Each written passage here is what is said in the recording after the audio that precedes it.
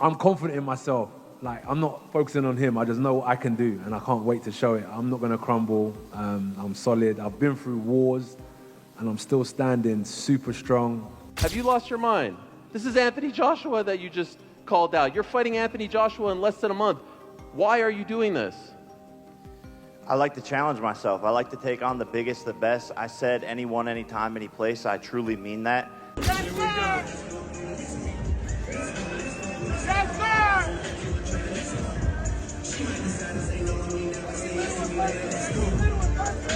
Anthony Joshua delivered a stern warning to Jake Paul during their intense face-off, making it clear he's entering the fight with the mindset of a seasoned champion, not a celebrity stepping into the ring for attention. Joshua expressed full confidence in his skill set, emphasizing that years of elite-level experience cannot be rushed or faked. He revealed that he's been training with top coaches, sharpening fundamentals, refining combinations, and preparing for every strategy Paul might bring. According to Joshua, this isn't just another fight. It's a statement meant to showcase the clear difference between a YouTuber-turned-boxer and a true heavyweight warrior.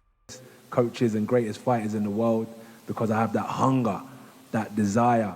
Every time I've been knocked down or been in trouble when I was younger, came back 3 years later, got to the Olympics, get in trouble again before the Olympics, 3 years later, become world champion after 16 fights, win all the belts, get beat by Ruiz, come back and unify the division for the second time. It's just constantly drives my focus and my hunger to get better. So I'm going to be a tough man to break down 100% come December 19th, because I've been building myself over the last year. I ain't been sitting back. For Joshua, this fight represents a major comeback. The former two-time unified heavyweight champion and Olympic gold medalist hasn't fought since his knockout loss to Daniel Dubois in September 2024. Announcing the bout, Joshua described it as a mega show and vowed to make a statement against Jake Paul. Paul, who holds a 12-1 record with 7 knockouts, mostly against smaller MMA fighters or journeymen, stated that a victory over Joshua could silence doubts about his legitimacy and potentially pave the way for a world title opportunity. For having me, well, you got to give credit to Jake and his team. They reached out to me, to be fair, and it was a great opportunity for me. So it's an opportunity for me to fight. I wanted to take 12 months out of the game, and I'd done that.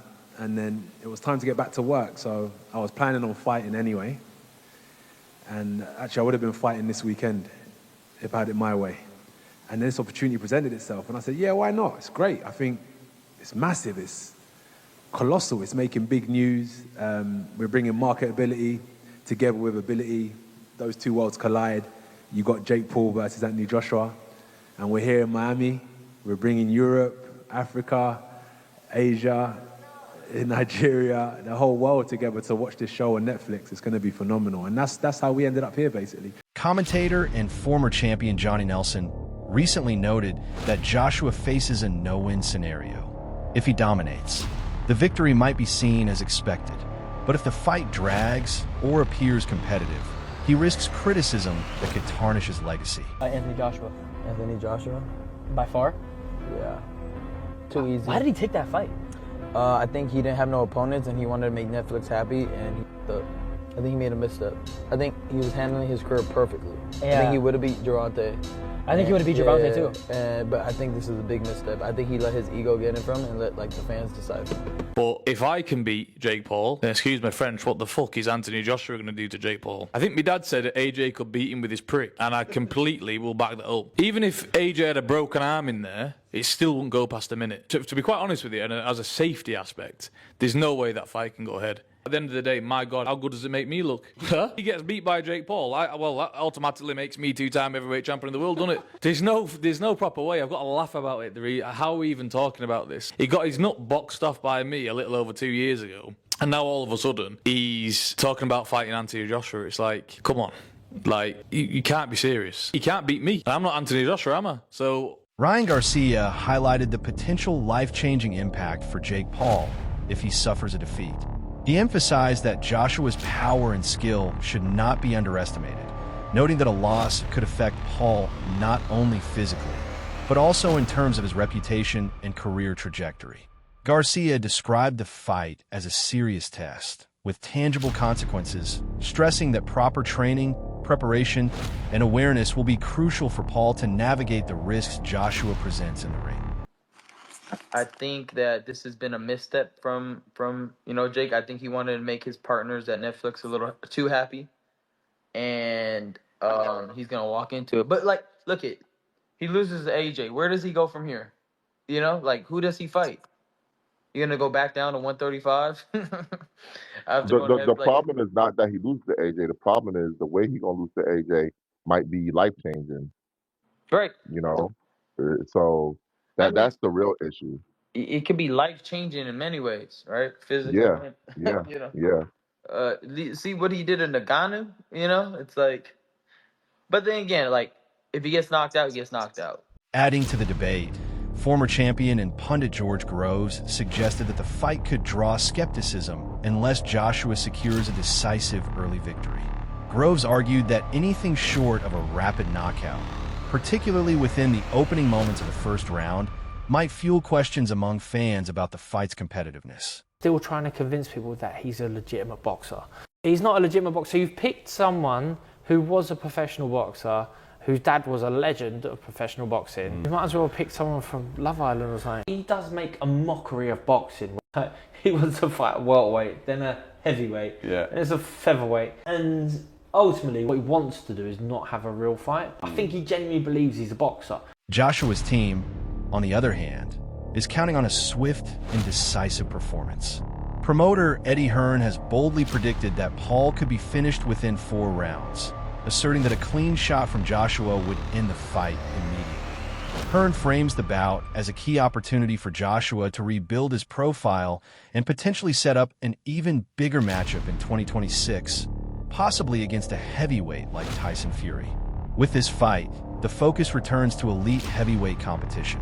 AJ versus Jake Paul. Not gonna lie, did not ever see this happening, like ever, ever, ever. So, were you just as surprised when he agreed to do it as the world was? Yeah, I mean, I had to deal with obviously knowing that it might happen, and then the contract coming through signed by Jake Paul, and I sort of looked at it. I was like, oh my god, he's done it. So yeah, look, I have to give him credit. I do think he's crazy. I think he's got absolutely no chance. I think he's going to get smashed to pieces. Do you think Jake's crazy? Yeah, I mean totally. I mean, listen, for us, we received an offer that was massive money and a really easy fight. We were talking about fighting this week here in an 8-round fight. Now we're fighting in an 8-round fight for 40 times more money against Jake Paul. So I love the opportunity for AJ on so many levels. I think it's a straightforward fight, massive profile, and especially in the US. So we can go back into 2026 all guns blazing with Turki Al-Sheikh and the plans to hopefully fight Tyson Fury. But in the meantime, we get to wrap our hands, go out there, build the profile a little bit, smash up Jake Paul, make a fortune, and on we go. So For this matchup, Joshua will be using smaller 10-ounce gloves. The change is designed to enhance the spectacle of the fight for viewers and media while slightly moderating punch impact. Analysts emphasize, however, that the risk to Paul remains high. Joshua's power is well known, and the reduced padding could increase the chance of knockouts. While the gloves are a technical adjustment, they do not change the fundamental gap in strength, skill, and experience between the fighters, ensuring that every punch carries serious consequences. AJ got to take him serious because this isn't some exhibition. We're running out some judges to act like there's a decision and someone won. No, someone's going to win, someone's going to lose here. It's 8 rounds, 3-minute rounds. Again, heavyweight, pro bout, 10-ounce gloves. AJ talking about breaking internets over faces. I think he meant to say breaking his face on the internet. Who knows? Maybe you can do both in the big 2025. But then you have the weight limit, 245 pounds. And people are automatically going to go, oh, God, here's the thing. Oh, here's the thing in the contract. No, stop all that. And I'm going to go on a rant in a second for all the people that thought this was fake, for all the people that thought that Jake wouldn't do this. For all the people that thought he was scared, I'm going to go on that rant in a second. But, okay, yes, 245 is a weird number because Jake has already fought at heavyweight. He fought Mike Tyson at 220-something. But again, I understand it a little bit. We're on short notice here. You don't want to have a Tyson Fury type situation, which AJ would never be 290 coming in here. But 260, 270, it starts to get out of the realm of... The Wade Concept has cautioned that the Anthony Joshua versus Jake Paul fight may not be the straightforward contest many expect. In their analysis, they argue that Paul shouldn't be dismissed as a mere entertainer. They point out that Joshua can be slow and rigid, with potential vulnerabilities, and that Paul's speed, youth, and unorthodox style could pose real challenges if Joshua underestimates him. Wade Concept notes that Paul appears to approach the fight more as a flashy spectacle than a disciplined professional bout, but that attitude could work in his favor. By relying on timing, speed, and unconventional techniques rather than a calculated game plan, Paul's unpredictability could catch Joshua off guard, making him dangerous despite being widely regarded as the underdog. Back on the Wade Concept presented by The Ring Magazine, and today I'm starting to question myself. What is the possibility that Jake Paul might not be as easy of a fight for Anthony Joshua as I previously thought? What if Jake makes this a little more difficult than we imagine? I'm not trying to talk nonsense, and I'm not even trying to be a contrarian. I am just looking at what I have seen in the last couple of days, and it's starting to make me wonder. Am I wrong about Jake versus AJ? Not like I think Jake will win the fight, because I think that's nonsense, but something's going on, and I can't quite figure it out. But Jake has a secret weapon. Apparently he has a couple of them, and I'm about to expose them right here for you guys, and then I want you to decide, what do you think? Will this help him? Will these secret weapons, will these things he was trying to keep quiet, will they help him beat AJ, or is it too little too late, both figuratively and literally? What do I mean? The breakdown.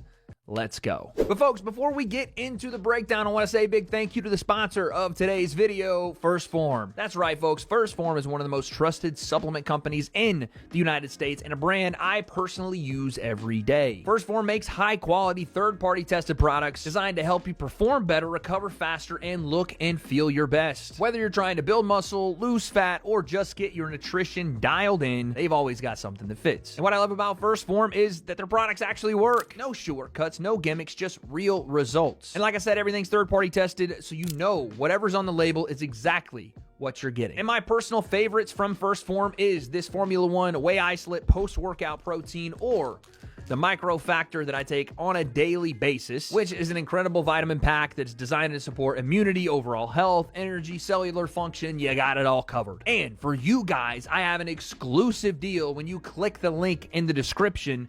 Buy any First Form product today, and you'll get a 5-pack of First Form protein sticks for free with your order. Once again, click the link in the description. Get your products from First Form today and get a First Form protein stick pack of 5 for free with your order. And trust me, you will thank me later. They are that good. So thank you to First Form for sponsoring this video. And one more time, make sure you guys click that link in the description and get your products today. Now, let's get back to the breakdown.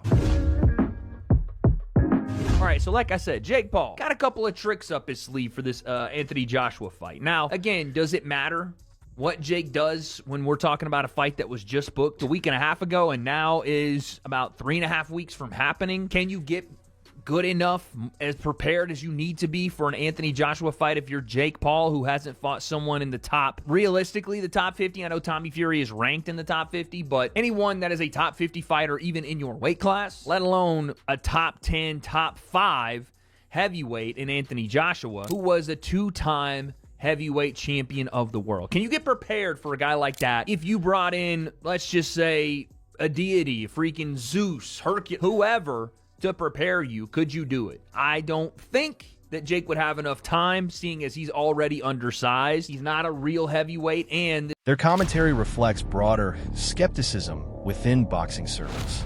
Reports indicate that longtime pros, including Tim Bradley, view the bout as potentially risky for Joshua, suggesting he may not be fully focused after recent injuries and setbacks.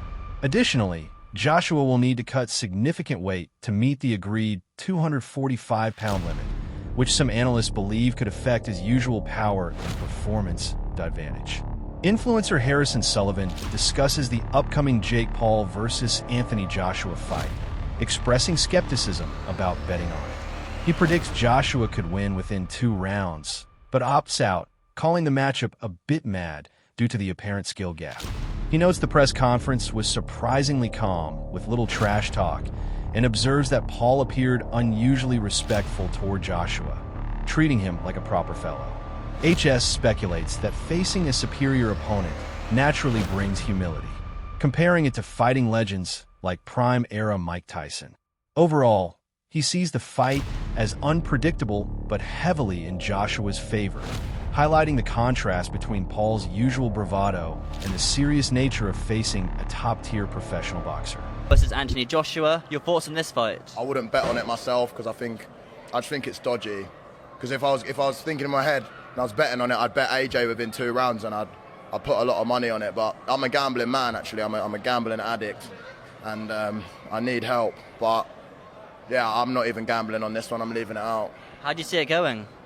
Don't know. Could go anyway, just because I just think it's a bit mad. Did the press conference surprise you? How it seemed like a little tame. There wasn't much trash talk. AJ didn't seem like overly excited. No, to be honest, I don't watch boxing presses normally, so I don't know if that's AJ's character, if he's just a humble guy in general. I feel like he probably is. Right. I don't know though. Do you know? He's normal. He is. But I thought I was surprised that Jake Paul didn't sort of try and play his mind games. Jake Paul was sort of playing nice almost in that presser, compared to how he compares against in other press conferences. He's talking to a fucking proper fella, innit? If it was proper, he'd get weighed in. So I think even he's got a bit of, I don't know, just a bit of humility on that situation. You know what I mean? It's like I'm a very confident guy, but if I was fighting someone who was better than me, you know, like way better, like in a different league, I probably wouldn't be as much of a, I don't know, like if I was fighting someone like Mike Tyson in his prime, but if I was fighting someone in the modern day, like, I don't know, Tyson Fury or something, or Tommy Fury, whoever, like any of these pros, I'd be normal. You'd be more humble. No, I wouldn't. I'd be normal with them types of fellas, but Mike Tyson in his prime, I'd be a little bit humble, do you know what I mean? On paper, this matchup is a high-stakes gamble. Anthony Joshua brings Olympic pedigree, elite punching power, a wide reach, and years of top-level experience. Jake Paul, in contrast, is a brash social media-era fighter with far fewer professional rounds, known more for spectacle than elite boxing skill. Many analysts and fans see Paul at a significant disadvantage, yet the fight carries serious implications. For Joshua, a decisive win could cement his place among boxing's elite, while a lackluster performance could tarnish his legacy. For Paul, an upset would skyrocket his reputation, whereas a loss might reinforce skepticism about the legitimacy of crossover boxing. Ultimately, this bout is a high-risk, high-reward test for both men, a clash of ego, legacy, money, and skill. Once the bell rings, all debates, hype, and predictions will be settled inside the ring. Oh my God, yeah. And you know what? I'm going to give him props. Fair play, Jake. That is a big fight. Props. I mean, AJ should knock him out. It is a weird one. Like, am I just being stupid? Like, is he not just going to wig him? AJ by soap being dropped in prison. So AJ by brutal Bonnie Blue scene. AJ by just something vile. Him even stepping up to fight AJ. AJ 2 times heavyweight world champion. Yeah, it's no joke. Which side are you on, Joshua or Paul? Drop your pick in the comments.